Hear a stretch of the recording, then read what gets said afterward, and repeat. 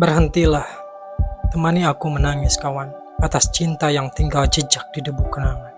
Di sana, di reruntuhan tenda kekasihku, angin masih membawa bisik namanya, dan pasir mengingat langkah-langkah lembutnya. Bait ini bukan sekedar keluh asmara. Ia adalah pembuka dari mahakarya sastra klasik, Mu'allaqah, karya Imru'ul Qais. Di zaman itu, seluruh peradaban Arab berdiri di atas puisi. Sastra bukan sekedar hiburan, melainkan hukum, silsilah, sejarah, bahkan senjata. Puisi ini tergantung di dinding Ka'bah, menjadi salah satu dari As-Sab'ul Mu'allaqat, 7 puisi suci padang pasir.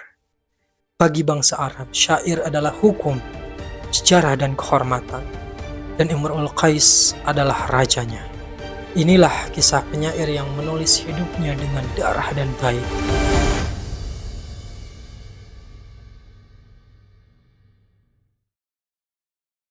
Di Jazirah Arab sebelum Islam, dunia terpecah dalam suku-suku. Tapi dari kekacauan itu, muncul sebuah kerajaan. Kerajaan Kinda. Dipimpin oleh Hujr bin Al-Harith, raja yang dikenal keras menaklukkan suku Bani Asad dan mempersatukan Jazirah Tengah.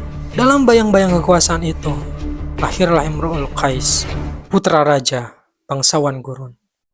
Namun sejak kecil ia tak menyukai pedang, melainkan puisi yang ia sukai. Ia menulis cinta, bukan perintah perang. Ia mengagumi wanita, bukan tahta. Ayahnya murka, penyair tak pantas jadi raja katanya.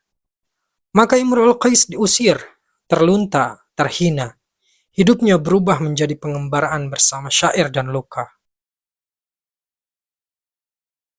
Tapi di pengasingannya, Imru'ul Qais justru menjadi legenda. Ia menulis syair-syair cinta yang belum pernah terdengar sebelumnya. Penuh gairah, jujur, dan liar. Ia mencintai banyak wanita.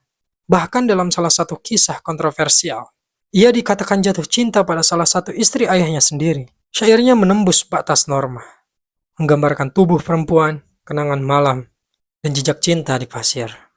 Cinta baginya bukan hanya perasaan, tapi badai yang menulis puisi dan membakar jiwa. Hingga suatu hari, kabar besar datang. Ayahnya, sang raja, dibunuh oleh Bani Asad, suku yang dulu ia taklukkan. Dunia penyair itu pun runtuh. Tapi dari runtuhan cinta, bangkit dendam. Mungkin ia diusir, mungkin ia dianggap aib. Tapi bagi orang Arab, darah ayah tetaplah darah sendiri. Hujr adalah raja, dan Imru'ul Qais meski tak diakui, tetaplah anak dari raja. Ia tidak bisa membiarkan kehormatan ayahnya diinjak. Tidak ketika darah keluarga berserakan di pasir. Ia bersumpah, akan ku minum anggur, tak akan ku sentuh wanita, sebelum aku tebas 100 kepala mereka.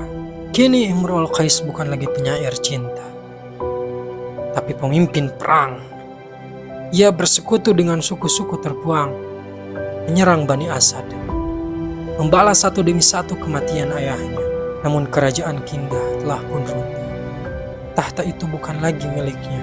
Ia adalah raja tanpa kerajaan, pemimpin tanpa pengikut. Ia berjuang sendiri, tinggalkan para pengikutnya. Imru'ul Qais melakukan perjalanan terakhir. Ia pergi ke utara, menyeberang ke negeri salju dan salib Konstantinopel, ibu kota kekaisaran Bizantium. Ia memohon kepada sang kaisar untuk bantuan militer, tapi politik tidak seperti puisi. Di balik senyum diplomasi, disimpan racun dan pengkhianatan.